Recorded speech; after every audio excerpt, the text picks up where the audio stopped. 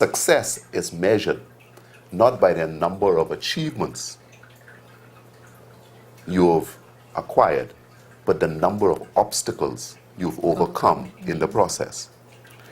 That epitomizes Brave Davis. People look at what he might have, or what others might have for that matter, but we're talking about Brave, what he might have, and call that success. But the true success is knowing how far he came and the many obstacles he had to overcome in order to get there. Yeah, definitely. So some of these traits you know him for, what would you say makes him this great leader that we all think that he is? Well, Brave was always one who believed he was in charge anyway. He might not have no money to back it up, but definitely had the confidence. yeah, he had the confidence. His mouth was hard. He was always articulate. As I say, very smart. He got very good GC results at a time when not too many people got it. And he was always enterprising. He was always trying to find new and different ways to improve himself. And many of us used to work in City Market. It used to be called City Meat Market on the weekends to get some extra dollars. You'd work on construction sites during the summer to make some dollars. Brave was always one to do that. But to me, Brave's most endearing quality is his sense of generosity. Brave is kind or generous to a fault. Brave will give you his laughs, and I think many people have taken advantage of him over the years because of this generosity. And sometimes I would tell Brave, man, you have to back up. You can't allow people to do this to you, because people will do it. People will ask you, and if you continue to give, sometimes you almost facilitate their weakness.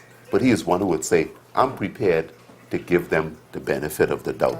If I have it, I'm prepared to share it with others. Always see the good in people. He always sees the good in people. Philip Brave Davis was born on June 7th, 1951. Hello, I'm Philip Brave Davis. It's his sense of generosity. He's a kind, he's a loving. He's a good man. He looks out for the young people a lot at this island. To take over this whole country. I am a mountain. I don't know of anybody who could say anything negative about him. Loving, you know, he's there for the people. I will never forget you, Mr. Brave Davis. We all have a desire to change the Bahamas. I will never forget you, Mr. Brave Davis. Be brave. Change the Bahamas.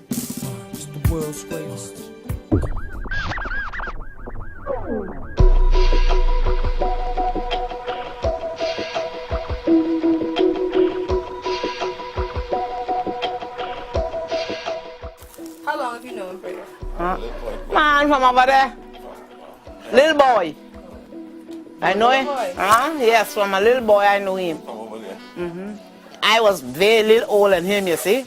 So I did school in line. We ain't in school together like that. He stood behind me. I haven't leave school and everything. Your big sister? Yeah. You protected him? Huh? You protected him? Man, I so love him so much. I mean, if he run now, I'm not changing my party, you know. Never. No, never. See, they don't even come ask me for vote for them, you know. They don't bother with me and him over in the back here. They don't, nobody, that's what they, nobody don't bother with us in the back here. They ain't no vida back here.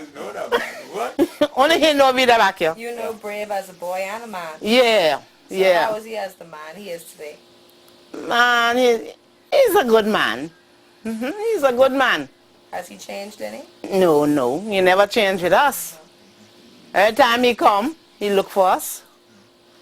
If he could find us, he look for us. But if he can't find us, he don't look for us. They're in the field. I want this and I can get this.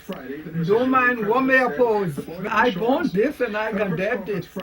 Don't mind what may oppose. When I die of fear. How long have you known Brave? Huh? How long have you known Brave? What the government is asking is to Oh, he born right there road where I born. And go. He go right there. Schooling right here. So from Braun and Crow. The government is saying His daddy you are injured on the job and or me you have all a job schooled related together. illness. So it's said that you are just like Christy and Ingram. So what do you have to say about this? Really, people who know me will know that I'm distinctly different from both of them. They would know that people would know that both of the three of us were law partners for many years, that I've supported them politically from their first footstep in politics and assisted them the best way I could have. But I've seen both of them.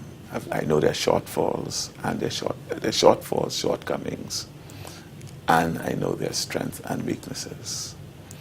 And when I observe, I don't observe just to park, I observe to learn. I know both of their weaknesses, I know both of their strengths, and I know the mistakes they have made in their lives, I would think. And I would be the best of Christie and the best of Ingram. Many sent cards, some sent flowers, some, Mr. Speaker, just came and sat down and just chatted with me. But Mr. Speaker, the member for Cat Island, I will never forget you, Mr. Brave Davis. He's one, Mr. Speaker, who has shown me that he is a friend. He is a friend. He stood by me. He helped me, Mr. Speaker. He encouraged me. Philip Brave Davis was born on June 7th, 1951. Hello, I'm Philip Brave Davis. It's his sense of generosity. He's a kind, he's a loving. He's a good man. He looks out for the young people a lot at this island. To take over this whole country. I am a mountain. I don't know of anybody who could say anything negative about him. Loving, you know, he's there for the people. I will never forget you, Mr. Brave Davis. We all have a desire to change the Bahamas. I will never forget you, Mr. Brave Davis. Be brave. Change the Bahamas. I know you're a successful attorney. So what has made you want to get into politics?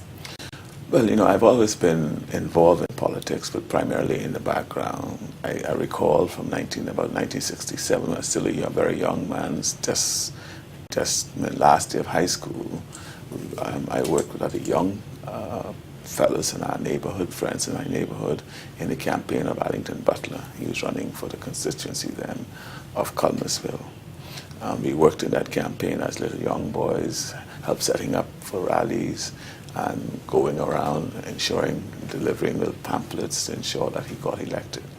And then from there in 1972, after I graduated from high school, I got very much involved. And of course my father has always been involved in politics because he understood that to shape the Bahamas and to change what was happening for him and to ensure that I could perhaps have a better Bahamas to live in, he got very much involved, and he's involved in politics from 1956, campaigning for the Progressive Liberal Party, and became very much involved in the workings of the party, and has been so for many, many years. And I think some of that rubbed off on me. And like him, who never went into the politics for anything but to ensure that the country was better off, and that the Bahamians would be given the opportunities to better themselves and to ensure that the quality of lives for Bahamians were being improved by year. He never did it for himself selfishly. He did it by being in the background always. And that's where I was. And I was in the background for many years. Fortunately, my two law partners went